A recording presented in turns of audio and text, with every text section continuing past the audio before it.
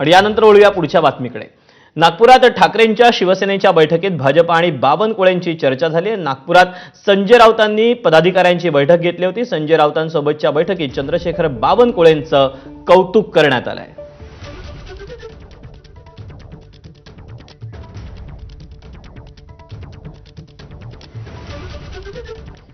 आणि आपण पाहूया यामध्ये काय नेमकी चर्चा झाली।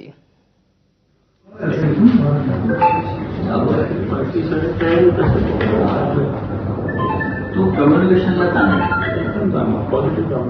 तो अत्यंत बावनकुळे कम्युनिकेशन संवाद चांगला आहे। कामाला सभागृहामध्ये निगेटिव्ह कधी घेत नाही, पॉझिटिव्ह घेतो।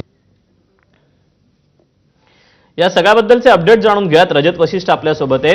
रजत, खरं तर ही बैठक ठाकरेंच्या शिवसेनेची होती, मात्र चर्चा आणि कौतुक झालं ते बावनकुळेंचं। कसं पाहायचं याकडे?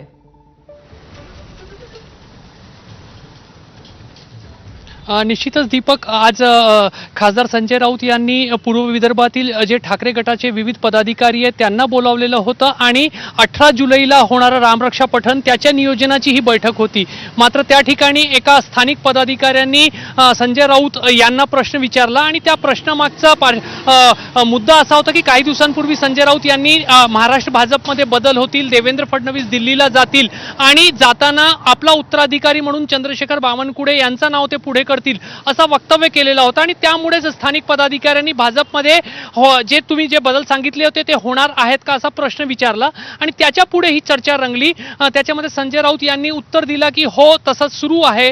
अंबादास दानवे यांनीही तेव्हा चर्चेमध्ये सहभाग नोंदवत चंद्रशेखर बावनकुळे कसे उत्कृष्ट नेते आहे असं वक्तव्य केलं आणि चंद्रशेखर बावनकुळे यांचा संवाद कौशल्य जो आहे आणि खास करून जे दुसऱ्या पक्षातील नेत्यांसोबत संवाद साधण्याची त्यांची जी एक हातोटी आहे त्याचा उल्लेख संजय राऊत यांनी केला आणि त्या आपल्या कौशल्यामुळेच बावनकुळे जे आहेत ते सर्वांशी संपर्क ठेवून असतात अशा पद्धतीचा सुतोवाद जो आहे तो संजय राऊत यांनी केलं आणि त्याच्यानंतर इतर नेत्यांनी सभागृहामध्ये चंद्रशेखर बावनकुळे कशा पद्धतीने सर्वांना सहकार्य करतात आणि सकारात्मक भूमिका ठेवतात अशा पद्धतीचं एक कौतुक केलं। त्यामुळे आज जरी रामरक्षा पठण जो होणार आहे आणि सगळ्या महाराष्ट्राचं लक्ष त्याच्याकडे लागलेलं आहे त्या संदर्भातल्या नियोजनाची बैठक होती, ती बैठक झाली, त्याच्यामध्ये नियोजनही ठरलं। मात्र त्याच्यामध्ये भाजपमध्ये काय सुरू आहे हे मुद्दे सांगायला संजय राऊत विसरले नाही आणि त्याच माध्यमातून त्या मालिकेमध्ये चंद्रशेखर बावनकुळे यांचा उल्लेख आला आणि तो उल्लेख निश्चितच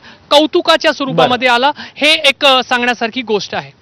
त्यामुळे बैठक जरी रामरक्षा नियोजनाची असली तरी या पाठीमागे काही वेगळं आयोजन आहे का हे मात्र आगामी काळातच कळेल। तुर्तास धन्यवाद दिलेल्या सविस्तर माहितीबद्दल।